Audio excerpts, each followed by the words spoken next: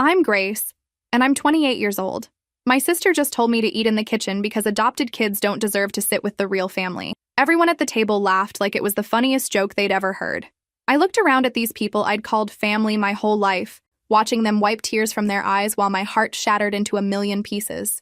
Then I smiled, reached into my purse, and dropped an envelope right in the center of Mom's good china. "You might want to call your lawyers," I said, my voice steady as steel. "We have a meeting tomorrow about Mom and Dad's will. Where are you watching from today?" Drop your location in the comments below and hit that like and subscribe button if you've ever felt like the outsider in your own family. You'll definitely want to stick around for what happened next. Now let me back up and tell you how we got here, because this story didn't start at that dinner table. It started 6 months ago when my world fell apart. Mom and Dad both got COVID-19 within days of each other. While my 3 older siblings, Michael, Sarah, and Jennifer, were too worried about their own health to visit, I was the one who moved in to take care of them. I left my own kids with my husband David and basically lived at the hospital for weeks. My siblings had their reasons, they said. Michael claimed his banking job was too important to risk. Sarah insisted her young twins needed her at home. Jennifer just said she couldn't handle seeing them sick. But me? I was there every single day, holding their hands, talking to doctors, making impossible decisions about ventilators and treatments. The nurses knew me by name. The doctors looked to me for answers when difficult choices had to be made. When Mom needed someone to sign papers for experimental treatment, it was my signature on the line. When Dad's condition worsened and they needed someone to stay overnight, I slept in that uncomfortable hospital chair until my back ached and my neck cramped. While my siblings sent flowers and texts asking for updates, I was living this nightmare in real time, watching 2 people I loved more than life itself slip away despite everything modern medicine could do. Mom died on a Tuesday morning while I held her hand, whispering promises that I'd take care of Dad and make sure he wasn't alone. Dad followed 3 days later, and I swear his last words were, "Take care of Grace." At the time, I thought he meant take care of me emotionally, help me through the grief. I had no idea what he really meant, what he and Mom had been planning during those long, painful months. The funeral was a production worthy of Hollywood. Suddenly, all 3 of my siblings were front and center, crying dramatically for the cameras, accepting condolences like they'd been the devoted children all along. People kept thanking them for being so strong during this difficult time, praising their courage and dedication. The irony wasn't lost on me. Watching them play grieving children while I stood there hollow-eyed from 6 months of actual caregiving, actual sacrifice, actual love in action. You know what's funny about being adopted into a family that already has biological children? No matter how much your parents love you, the siblings never quite let you forget you're different. Not maliciously at first, just little comments that chip away at your sense of belonging. Well, you're not really our sister. Or Mom and Dad chose us, but they picked you from strangers. It starts as kid stuff, playground cruelty, but it never really stops growing up. As adults, they had mastered the art of subtle exclusion that's harder to call out without seeming paranoid. Family photos where I somehow wasn't invited because they forgot to mention the gathering. Holiday traditions that I learned about secondhand through social media posts.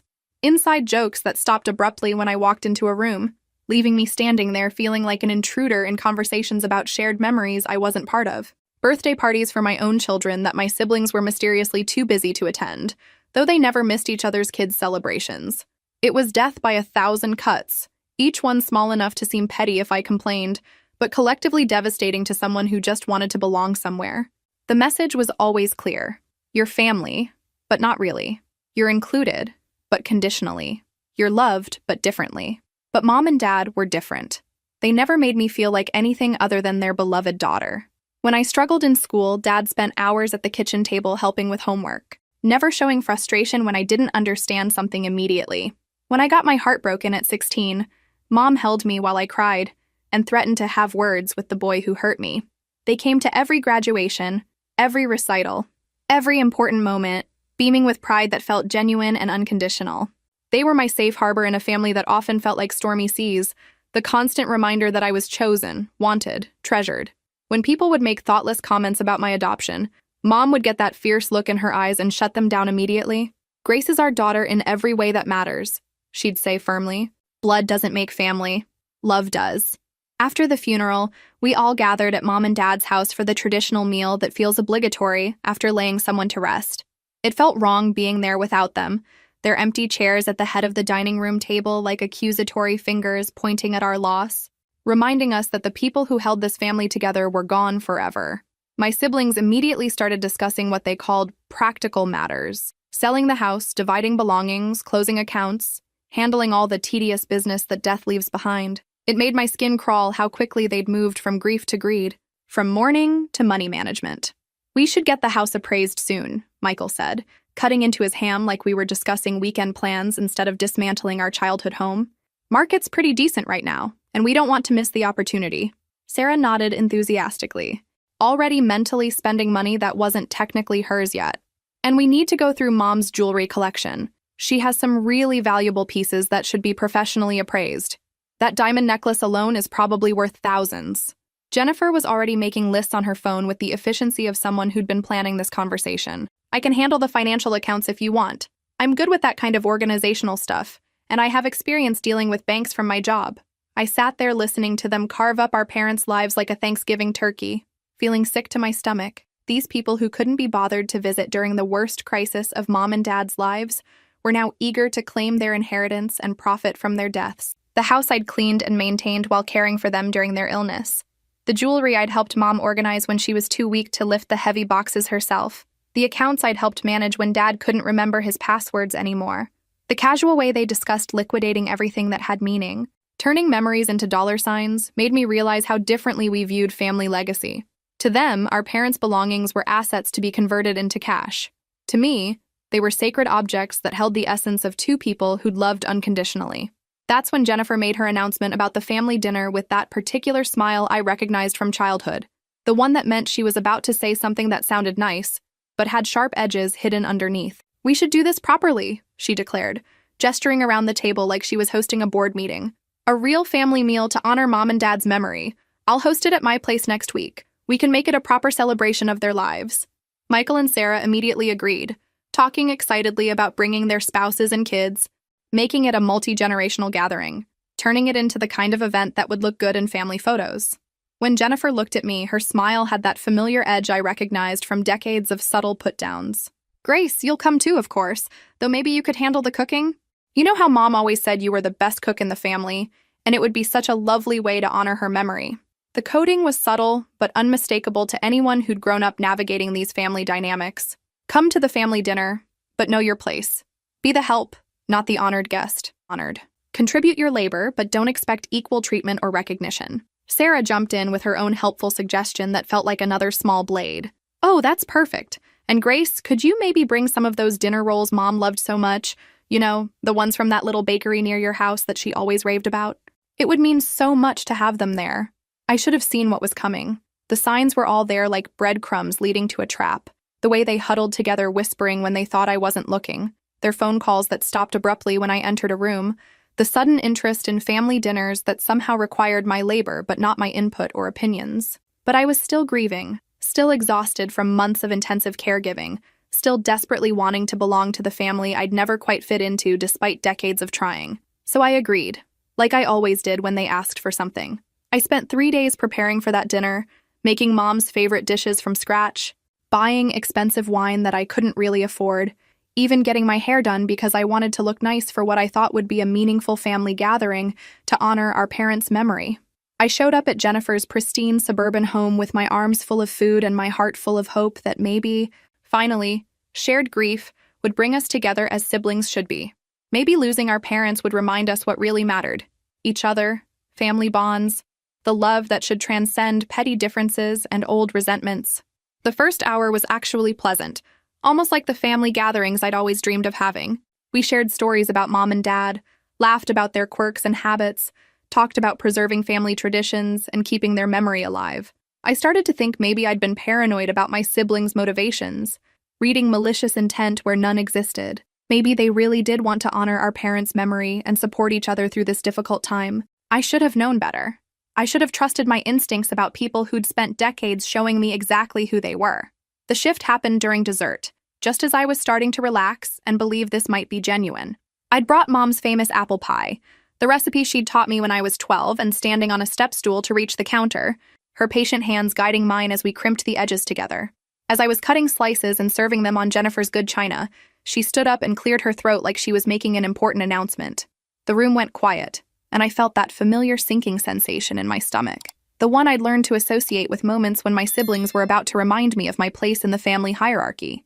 Before we finish tonight, we need to talk about something important, Jennifer said, her voice taking on that artificially sweet tone she used when she was about to say something particularly cutting. Have you ever experienced that moment when you know something bad is coming but you're powerless to stop it? That's what I felt as Jennifer smiled, that fake smile she'd perfected over the years, the one that never reached her eyes. Michael and Sarah were watching me with expressions I couldn't quite read, and I realized with a sinking heart that this whole evening had been carefully orchestrated. The pleasant conversation, the shared memories, the temporary warmth, it had all been set up for whatever was coming next.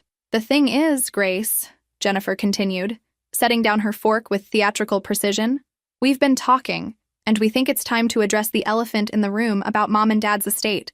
I felt my stomach drop like an elevator with cut cables, but I kept my expression neutral through years of practice hiding my real feelings from these people. What elephant? I asked, though I was already starting to understand where this conversation was heading and why they'd wanted me to cook and serve before they got to the real purpose of this gathering. Michael leaned forward, putting on his professional banker voice, the one he used when he wanted to sound authoritative and reasonable while delivering bad news. Look, we all know Mom and Dad loved you, Grace. Nobody's questioning that. But legally speaking, inheritance usually goes to biological children, unless there are very specific provisions stating otherwise. It's just how these things work in most families. Sarah nodded sympathetically, as if she was delivering sad but necessary news that she had no control over, like reporting a natural disaster or explaining why someone couldn't qualify for a loan. We're not trying to cut you out completely, Grace. We would never do that to you. But the house, the investments, the life insurance policies, we're talking about substantial money here. It should probably stay in the bloodline, you know? It's what makes sense from a legal and practical standpoint. I blinked slowly, processing what they were actually saying to me. These people who'd barely visited our dying parents, who'd been too busy or too scared or too important to help during the worst crisis of our family's life, were now sitting here suggesting I didn't deserve to inherit equally because I wasn't biologically related to the people who'd raised me. The audacity was breathtaking, but somehow not surprising. Mom and Dad never differentiated between their biological and adopted children, I said carefully, keeping my voice level despite the rage building in my chest. They always treated us exactly the same when it came to love, expectations, and family belonging. Jennifer waved her hand dismissively, like she was brushing away a naive child's fantasy. Oh, Grace, you know that's just something parents say to be nice and make everyone feel included. When it comes to real money, serious wealth, people think differently about bloodlines and inheritance. It's natural. Besides, you're married to David. You have his income and support. We're all they really had for financial security. The logic was so twisted it took me a moment to untangle the layers of manipulation. Because I was married, I needed the inheritance less. Because they'd emotionally abandoned our parents during their final illness, they somehow deserved more financial reward. Because I'd found love and partnership outside this toxic family dynamic, I should be grateful for scraps. Plus, Sarah added with that particular tone of faux concern I remembered from childhood, you've been handling their affairs lately, managing their care and finances. We just want to make sure everything's been done properly and legally. No offense, but you're not exactly experienced with estate planning and complex financial management. We want to protect everyone's interests. The implication hung in the air like poison gas. They weren't just questioning my right to inherit, they were questioning my competence, my integrity, my ability to handle responsibility. I looked around the table at these three people I'd grown up with, searching their faces for any trace of the siblings I'd once loved and admired. Michael wouldn't meet my eyes, suddenly fascinated by his dessert plate. Sarah was fidgeting with her wedding ring, spinning it around her finger like a nervous tick. Jennifer maintained that brittle smile, clearly proud of herself for handling this difficult conversation so skillfully and diplomatically. That's when it hit me like a physical blow. This wasn't a spontaneous discussion born from legitimate concern. They'd planned this entire evening, coordinated their arguments, chosen the setting carefully, decided who would say what and when. The family dinner wasn't about honoring Mom and Dad's memory or supporting each other through grief. It was an ambush designed to pressure me into voluntarily giving up my inheritance before the will was officially read. They'd figured if they presented a united front and made me feel guilty enough about being adopted, if they questioned my competence loudly enough and made me feel like an outsider convincingly enough, I'd just step aside gracefully and let the real children inherit what they believed they deserved by virtue of sharing DNA with our parents. I stood up slowly, my chair scraping against Jennifer's polished hardwood floor, with a sound that seemed unnaturally loud in the suddenly tense room. Well, I said, my voice surprisingly steady considering the emotional earthquake happening inside my chest. This has been absolutely illuminating. I walked to the kitchen and started collecting the dishes I'd brought, the food I'd prepared with love and hope for what I'd believed would be a healing family gathering. Behind me, I could hear them whispering urgently, probably deciding whether to call me back or let me leave, whether to push harder or retreat. "Grace, don't be dramatic about this," Michael called out as I loaded my serving dishes into the boxes I'd brought them in. "We're family. We can work this out reasonably. There's no need to get emotional and make this harder than it has to be. Reasonably." As if there was anything reasonable about ambushing someone at a family dinner to demand they forfeit their inheritance. As if there was anything reasonable about questioning someone's worth based on the circumstances of their birth. I turned around to face them one final time, my hands full of the pie plates that had held Mom's recipe, the dessert that had been made with memories of her patient teaching and unconditional love. "You know what I think is reasonable?" I asked, looking each of them in the eye. "I think it's reasonable that the daughter who spent 6 months caring for dying parents, who sacrificed her own health and well-being and family time, might deserve the same consideration as the children who were too busy with their own lives to help." Jennifer's carefully maintained mask slipped slightly, revealing the desperation underneath. "That's not fair, Grace. We had responsibilities, jobs, families to protect. We couldn't just drop everything like you did. Not everyone has that luxury." "So did I cut her off sharply. "I had a job, a husband, children who needed their mother. But I chose to prioritize Mom and Dad because that's what family does. Or at least, that's what I thought family does." I picked up my purse and reached inside for the envelope I'd been carrying for 3 weeks. The will reading was scheduled for 10 o'clock the next morning at Henderson & Associates, the law firm that had handled my parents' affairs for over 20 years. I arrived 15 minutes early, wearing my best black suit and carrying a leather portfolio that David had given me for my birthday. Inside that portfolio was the letter from my parents, along with copies of every document I'd handled during their final months. Medical bills, insurance claims, financial statements, powers of attorney. I wasn't taking any chances with this family. My siblings were already there when I walked into the conference room, huddled together like they were planning military strategy or coordinating their legal assault on whatever my parents had decided. Michael had brought his wife Linda, a sharp-eyed woman who worked in corporate law, and had the predatory instincts of someone who made her living, finding loopholes and exploiting weaknesses. Sarah was flanked by her husband Tom, who ran his own accounting firm and presumably understood complex financial arrangements. Jennifer sat alone, but she'd clearly been crying, her makeup slightly smudged despite obvious attempts at repair. The family lawyer, George Henderson, was a grandfatherly man in his 70s who'd known our parents since before I was adopted. He greeted me with genuine warmth, shaking my hand firmly and expressing his condolences with the kind of sincerity that comes from decades of helping families navigate loss. "Grace, your parents spoke of you often, especially during these last few months. They were so proud of how you cared for them, how you sacrificed your own comfort to make sure they weren't alone." I noticed my siblings exchange meaningful glances at his words.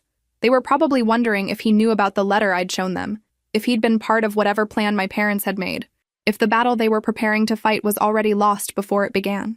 George took his seat at the head of the long mahogany table and opened a thick folder filled with legal documents that would determine our family's future. "Before we begin with the formal reading, I want to address something that might prevent confusion later." He looked directly at Michael, Sarah, and Jennifer with the kind of steady gaze that came from delivering difficult news to families for decades. "Yesterday, Grace showed me a letter your parents had asked me to give her after the funeral. I assume she shared its contents with you?" Michael cleared his throat with the authority of someone accustomed to taking charge of conversations. "We've heard her version of events, yes. But George, surely our parents couldn't have intended to completely disinherit their other children. There must be some mistake, some misunderstanding. Maybe they were confused or influenced while they were sick." George's expression didn't change, but something in his eyes hardened slightly, like steel being tempered in fire. "There's no mistake, Michael. Your parents came to me 8 months ago during the height of their illness and made very specific revisions to their will. They were of completely sound mind, and they made these decisions after careful consideration and multiple conversations about their wishes." Sarah leaned forward desperately, her voice taking on the pleading tone of someone watching their dreams slip away. "But George, that doesn't seem like them. They always treated us equally growing up. They never showed favoritism or made any of us feel less important than the others. This seems so out of character for the parents we knew." "Did they?" George asked quietly, his question hanging in the air like a challenge that none of them wanted to answer. "Because from what I observed during my multiple visits to discuss their estate planning, Grace was the only child present for those conversations. She was the one asking questions about their care, making sure their wishes were understood, handling their daily needs while they were dying. The room fell silent except for the distant sound of traffic outside the windows and the subtle hum of the air conditioning system. George opened the will and began reading in his measured, professional voice that had delivered countless family verdicts over the decades. The formal language was complex and filled with legal terminology, but the meaning was crystal clear and devastating to anyone who'd expected equal distribution. Everything. The house worth $300,000, the investment accounts totaling $180,000, the life insurance policies worth another $200,000. All of it went to me. Not a single dollar was designated for Michael, Sarah, or Jennifer. They weren't even mentioned in the document except to explicitly state that they were being excluded from inheritance. But that wasn't even the most shocking part of this legal earthquake. As George continued reading through the documents, I learned about accounts and assets I didn't know existed. A savings account my parents had been contributing to for 15 years, specifically designated for my children's college education. Stock investments they'd made in my name without telling me. Building wealth quietly while I struggled with everyday expenses. A small vacation fund they'd been growing, apparently planning for family trips we'd never get to take together. The total value of everything they were leaving me was close to $600,000. More money than I'd ever imagined having in my entire lifetime. I sat there in stunned silence, trying to process the magnitude of what my parents had done for me. They hadn't just left me their assets. They'd been secretly building wealth specifically for me and my family for years while watching me struggle financially. Michael was the first to explode with the fury of someone watching their inheritance evaporate. "This is insane," he shouted, jumping up from his chair so fast it rolled backward and hit the wall. "No parent leaves everything to one child unless there's undue influence involved. Grace obviously manipulated them while they were sick and vulnerable." George's voice remained calm, but carried a warning edge that suggested he'd dealt with this kind of accusation before. "I would be very careful about making accusations of undue influence, Michael. Your parents came to me independently, without Grace present, to make these changes. They were very clear about their reasoning and their desires." Linda leaned forward with the predatory intensity of a corporate lawyer who smelled blood in the water. "We want to see all the documentation. Medical records proving they were competent when these changes were made. Witness statements. Video recordings if they exist. This kind of radical departure from normal inheritance patterns suggests coercion or diminished mental capacity." I finally found my voice after sitting in shocked silence through this entire performance. "Coercion?" I asked, looking directly at Linda with all the calm I could muster. "You mean like spending 6 months sleeping in hospital chairs and managing their medications and coordinating with doctors and cleaning their house and paying their bills while your husband was too important to visit them even once?" Jennifer started crying again, but this time it felt more manipulative than genuine, like a performance designed to elicit sympathy rather than an expression of real grief. "Grace, how can you sit there acting like you deserve all of this? We're family. We grew up together in the same house. Don't we mean anything to you after all these years?" The performance was impressive. I had to give her credit. She'd always been good at playing the victim when she didn't get what she wanted. Sarah tried a different approach, reaching across the table toward me with desperate eyes that reminded me of a drowning person grasping for anything that might save them. "Grace, please. Tom and I are struggling right now. The kids need orthodontics, and we're behind on our mortgage payments. You know we'd do the same for you if the situation were reversed. Would they?" Because I distinctly remembered asking for help with Mom and Dad's care, and all three of them had elaborate excuses for why they couldn't assist. I remembered calling Sarah specifically when Dad fell and I couldn't lift him alone, and she told me she was too busy with her book club to come over. I remembered begging Michael to help with some of the financial paperwork, and he said his bank didn't allow him to get involved in family financial matters. George cleared his throat to regain control of the room that was rapidly descending into family chaos. "There are a few more items to address," he said, pulling out additional documents from his folder. "Your parents also left specific instructions regarding any challenges to this will." He handed me a sealed envelope with my name written in Dad's careful handwriting. "Grace, this is for you to open if your siblings decide to contest their wishes." My hands shook slightly as I broke the seal, wondering what other surprises my parents had left for this moment. Inside was another letter in Dad's precise handwriting, along with what looked like copies of legal documents and photographs. I read silently, my eyes widening with each paragraph as I realized how thoroughly my parents had anticipated this exact scenario and prepared for it. "What does it say?"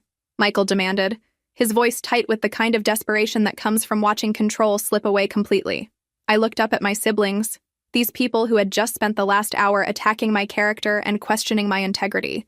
People who were more concerned with money than honoring our parents' memory or maintaining family relationships. It says that if anyone contests this, will through legal channels, they forfeit any right to family heirlooms, photographs, or personal mementos. Everything. Mom's wedding ring, dad's war medals, generations of family photos, all the Christmas ornaments and birthday memories, gets donated to charity instead. The threat hit them harder than the financial disinheritance had. You could see it in their faces, the realization that their greed might cost them the very memories they claimed to value. Jennifer was sobbing openly now, and for the first time since this whole ordeal began, it seemed genuinely emotional rather than calculated. They really did hate us, she whispered, her voice breaking with what sounded like real pain. Our own parents hated us enough to cut us out completely. The anguish in her voice almost broke my heart, despite everything that had happened between us over the years. These were still the people I'd grown up with, the siblings I'd once loved unconditionally before life and resentment and family dynamics had poisoned our relationships. They didn't hate you, I said softly, meaning it despite my anger. They were disappointed in you. There's a difference. Michael whirled on me with fury that had been building throughout this entire meeting. Disappointed? We all have successful careers, stable marriages, good kids. We've built good lives for ourselves. What more could they have possibly wanted from us? Your presence, I replied simply, the answer so obvious it hurt to say it out loud.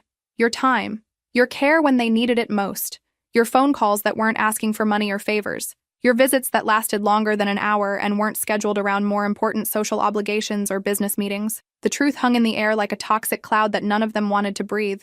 Because deep down, in places they didn't want to acknowledge, they all knew I was right. They'd taken our parents for granted for years, assuming there would always be time later to be better children, to show up more consistently, to prioritize family over career advancement and social status. George began gathering his papers, signaling that the official business was concluded, and there was nothing more to discuss legally. Grace, you'll need to come in next week to sign transfer documents and discuss the practical aspects of managing your inheritance. The house can be transferred immediately, but some of the investment accounts will take several weeks to process through the proper channels.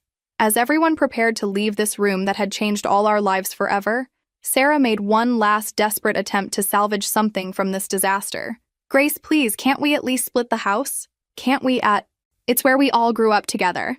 It has so much family history and so many memories. Surely that means something to you. I thought about that house. The place where I'd never quite belonged despite living there for decades. Where my siblings had reminded me daily that I was different. Where I'd always felt like a grateful guest, rather than a true family member with equal standing. You're right, I said, standing up and putting on my coat with deliberate calm. It does have a lot of family history, most of it painful for me. I walked toward the door, then turned back to look at them one last time. These people who'd shaped my childhood and wounded my heart in ways I was still discovering. I'll be putting it on the market within the next few months. The memories there aren't ones I want to preserve or live with anymore. The drive home was surreal, like traveling through a dream where familiar landmarks looked different in strange light. In the span of 2 days, I'd gone from being the family outcast to having financial security I'd never imagined possible. I kept thinking about my parents' incredible foresight and sacrifice, how they'd secretly been building this safety net for years while David and I struggled with bills and worried constantly about our kids' future. When I got home, David was waiting in the kitchen with coffee and concerned eyes. How bad was it? He asked, pulling me into his arms like he was afraid I might shatter. I buried my face in his chest and finally let myself cry, not from sadness or anger, but from overwhelming gratitude for parents who had protected and provided for me even after death. They left me everything, I whispered against his shoulder. The house, the investments, all of it. We're financially secure for the first time in our lives. He pulled back to look at me, searching my face to make sure he'd heard correctly.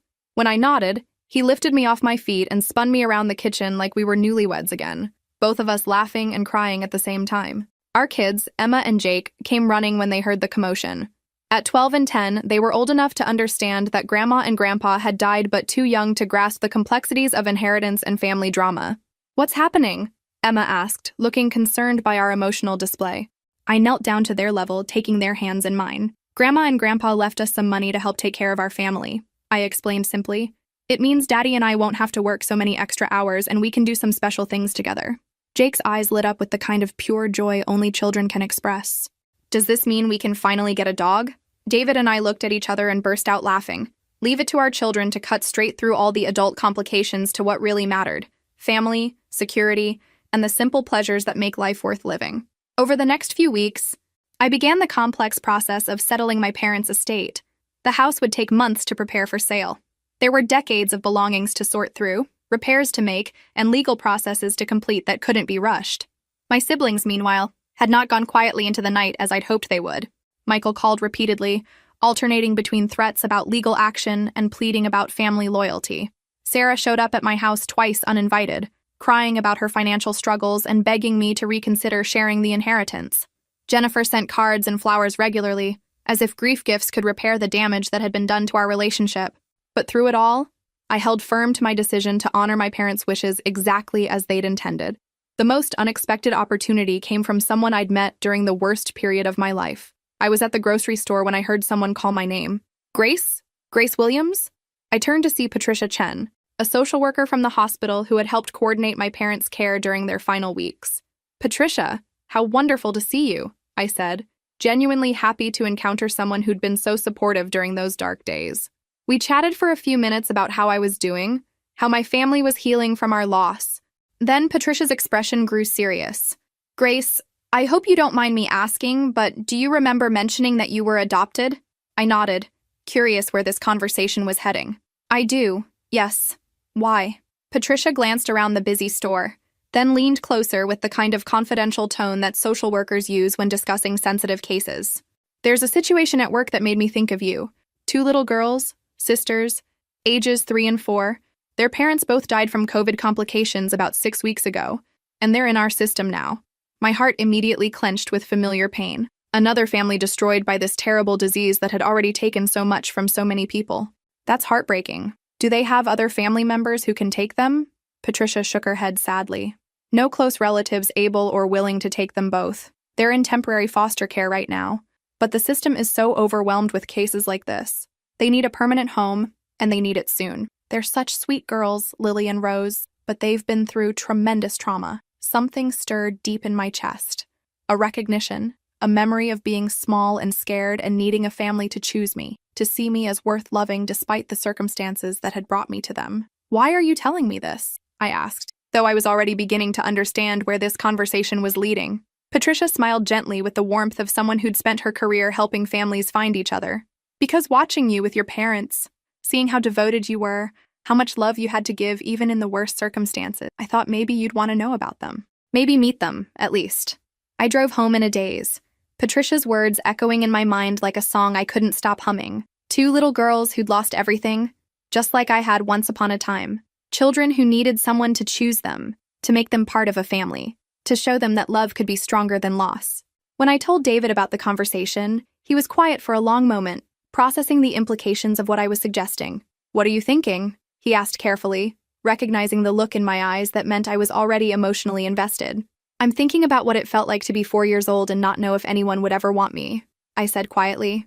Over the next few months, David and I went through the intensive screening process required for adoption. Home visits, background checks, financial evaluations, psychological assessments. Emma and Jake were interviewed separately about how they felt about adding siblings to our family. Both were enthusiastic, with Emma immediately planning how she'd teach the girls to braid hair, and Jake declaring he'd share his favorite toys. The process took 8 months of paperwork, interviews, and legal procedures, but finally we brought Lily and Rose home to become part of our family. That first night, as I tucked both girls into their beds and read them the same story 3 times, Rose looked up at me with serious dark eyes. Are you really our mama now? Forever? I smoothed her hair and kissed her forehead. Forever and always, sweetheart. You're safe now. You're home. A year later, I was hosting Sunday dinner at our new house with enough bedrooms for everyone and a big backyard where all 4 kids could play safely. As I watched Emma teaching Lily and Rose to make friendship bracelets while Jake helped David grill burgers, I felt complete in a way I'd never experienced before. My phone rang during dessert, Jennifer's name on the caller ID. Grace? Her voice was tentative. I saw the adoption announcement in the newspaper.